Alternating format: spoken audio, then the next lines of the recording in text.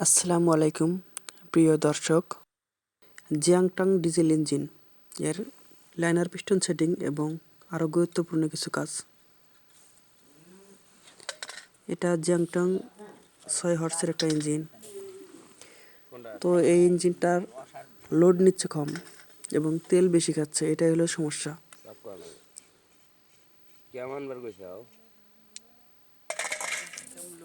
তো এই ভিডিও পার্টে আপনারা দেখবেন এই xiantan 6 হর্সের ইঞ্জিনের লাইনার পিস্টন চেঞ্জ করার পুরো ভিডিও। তো দেখতে পাচ্ছেন এটা হচ্ছে সেই পুরনো লাইনারটা, যেটা আমরা খুললাম কিছুক্ষণ আগে। এটা অনেকটা গ্যাপ হয়ে গেছে, মোবিল খায়, এর জন্য লোড কম নেয়।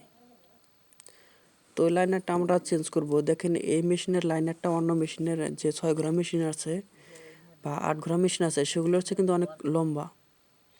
আর আমি লাইনার খোলার জন্য এই সিস্টেমটা ব্যবহার করছি, যে রডটা দেখেন এই পাশে দাগ করে রয়েছে যাতে স্লিপ না করে। খুব সুন্দরভাবে লাইনার খোলা যায় এই রডটা দিয়ে। আপনারা চাইলে হাতের কাজ আগানোর জন্য এটা ব্যবহার করতে পারেন। অনেকেই আবার বলতে পারেন যে গজন পিন দিয়ে ক্রাঙের সাথে ধাক্কা দিয়েও ছুটানো যায়, কিন্তু যখন লাইনারে অধিক ময়লা আটকে তখন কিন্তু ছুটে না ওইভাবে। আর এটা হচ্ছে পিস্টন, পুরনো পিস্টনটা, এর সামনে কিন্তু কোনো দাগ নেই, যেটা যে কোনোভাবে লাগালেই হয়। আর এই যে নতুন লাইনার, এটা লাইনার পিস্টন নিয়েছি, এটার সেট পাইনি আমাদের এদিকে। এগুলোর পার্টস তেমন একটা পাওয়া যায় না, এগুলো ইঞ্জিন এখন কম, তো সেই জন্যে দোকানদাররা এরকম এই ইঞ্জিনগুলোর পার্টস কম নিয়ে আসে। তো অনেক খোঁজাখুঁজির পর একটা দোকানে মাত্র পার্টস পাইছি, সেট পাইনি, তাও শুধু লাইনার এবং পিস্টন। আর এর সাথে যে রিংটা দিয়েছিল দোকানদার, অন্য মেশিনের রিংগুলো, আর এই xiantan ইঞ্জিনের রিংগুলো কিন্তু একটু মোটা হয় অন্য সকল ইঞ্জিনের চেয়ে। তো রিং দোকানদারকে ফেরত দিচ্ছি, চিকন রিং তো। আর রিং পুরোনোগুলোই দিলাম, এটা পুরোনো রিংগুলো ঠিক আছে, সেজন্য পুরোনোগুলোই ব্যবহার করলাম এই লাইনারের সাথে। তো লাইনারটা এখন আমরা ইনস্টল করব। আজকে যে ইঞ্জিনটার কাজ এসেছি সেটা হচ্ছে পানি তোলার ইঞ্জিন। ভুট্টা ক্ষেতের পানি সেচ দেওয়ার জন্য ইঞ্জিনটা ব্যবহার করা হয়েছে। তো ইঞ্জিন যেখানে ফিটিং করা ছিল সেখানেই আমি ইঞ্জিনের কাজে এসেছি।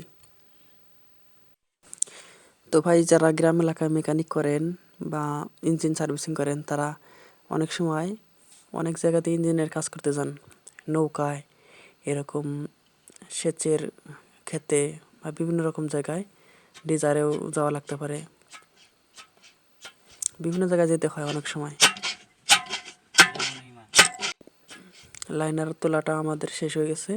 এটা একদম হেড সাইডের যে টপ লেভেল সোজা রাখবেন, মানে বডির একদম সেম সেম রাখবেন, বাড়তি রাখবেন না, আর ভিতরে তো যাবেই না কখনো, বাড়তি রাখবেন না, একদম সমান সমান রাখবেন।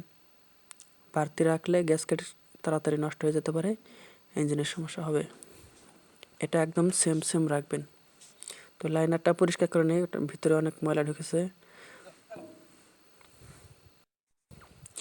এখন আমরা পিস্টনটা কানেক্টিং রডের সাথে অ্যাডজাস্ট করব। এখানে গজন পিন থাকে, সেখানে গজন পিনটা অ্যাড করব। তো এই পিস্টনটা অন্য ইঞ্জিনের চেয়ে অন্যরকম।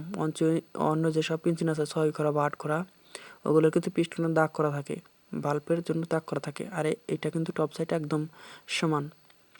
এই পিস্টনটা যে কোনো এক পাশে রাখলেই হয়, মানে উপরে অথবা নিচে, কোন মাথা উপরে রাখবেন কোন মাথায় নিচে রাখবেন এটা নিয়ে কোনো টেনশন নাই, যে কোনো এক পাশ উপরে রাখলেই হয়। তো আমরা পিস্টনটা কানেক্টিংয়ের সাথে অ্যাড করে নিচ্ছি। তো বন্ধু, এখন আমরা গজন পিনের গজন পিনের উপর যে শার্প ক্লিপ থাকে, পিস্টনের শার্প ক্লিপ, সেই শার্প ক্লিপ লাগাইতেছি। দুই পাশে 2টা শার্প ক্লিপ থাকবে, সেটা অবশ্যই লাগাতে হবে। ভুলক্রমে সেটা বাদ রাখা যাবে না, তাহলে ইঞ্জিন খুব বড় ধরনের সমস্যা হবে, ভেঙে চুরে যাবে। কানেক্টিং লাগানো শেষ। এখন আমরা পিস্টনে যে ময়লাগুলো আটকেছে সেগুলো ডিজেল দিয়ে ধুয়ে ফেলবো। রিংয়ের গ্যাপে যে ময়লাগুলো লেগেছিল সেটা ডিজেল দিয়ে ভালোভাবে পরিষ্কার করে নিয়ে তারপরে লাইনারে এটা ইনস্টল করব। তো কানেক্টিং সাইডের বেগিনটা আমরা লাগিয়ে নেই। এটা নতুন বেগিন দিয়েছি, বেগিনটা জ্বলে গিয়েছিল আগেরটায়।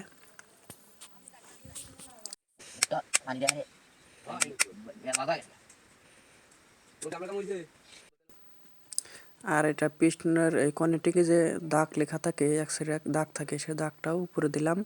এটা এক পাশে দিলেই হয়, সমস্যা নাই। এই মেশিনের জন্য শুধু এক পাশে দিলেই হয়, অন্য সব মেশিনে উপরে দিলে চলবে। তো আমি অন্য সব মেশিনের মতো এটাও উপরে দিলাম। এখন রিংগুলা ভিতরে ঢুকাই। তো আমরা এখানে তার ব্যবহার করে রিংগুলা তুলতেছি, যেহেতু রিং কেলাম নাই। প্রথমে মোবিল রিং, তারপরে যে কম্প্রেসর রিংগুলো আছে সেগুলো আমরা তুলব। আর রিং পিস্টনের সাথে যখন লাগাবেন তখন সিলিন্ডারের ভিতরে প্রবেশ করার সময় একটা জিনিস অবশ্যই মনে রাখবেন, সেটা হচ্ছে রিংয়ের যে মাথাগুলো আছে, যে মুখগুলো আছে রিংয়ের, সেটা সবগুলো একদিকে রাখবেন না। আর যদি পুরনো লাইনার অথবা পিস্টন হয়ে থাকে তাহলে সেক্ষেত্রে রিংয়ের মাথাগুলো দুই সাইডে দেবেন এবং উপর দিক দিবেন, নিচের দিক রাখবেন না। নিচের দিক রাখলে মোবিল খাওয়ার সম্ভাবনা থাকে। আর নতুন লাইনারে আপনারা নিচের দিক দিতে পারেন, সমস্যা নাই। আর সবগুলো মুখ যেন একদিক না থাকে সেদিকে খেয়াল রাখবেন।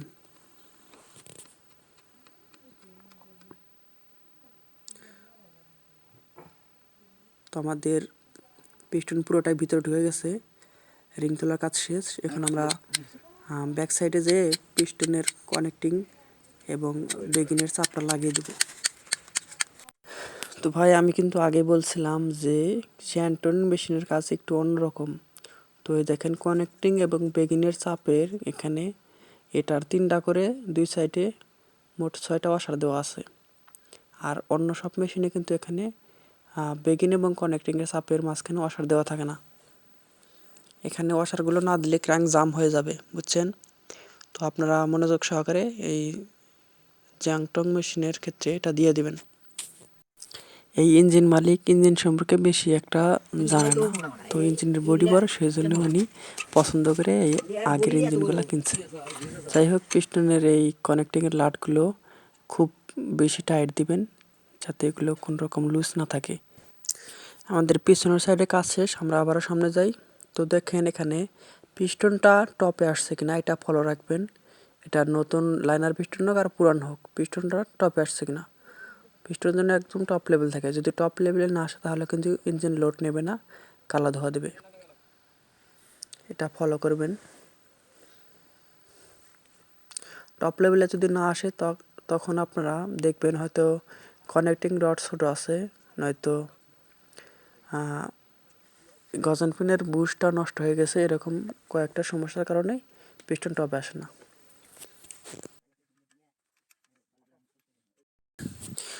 আর এটার রকার অ্যাডজাস্টিং ঠিক আছে, যার কারণে সেটা আবার আপনাদের দেখালাম না, শর্টকাটে কাজ শেষ করে দিলাম।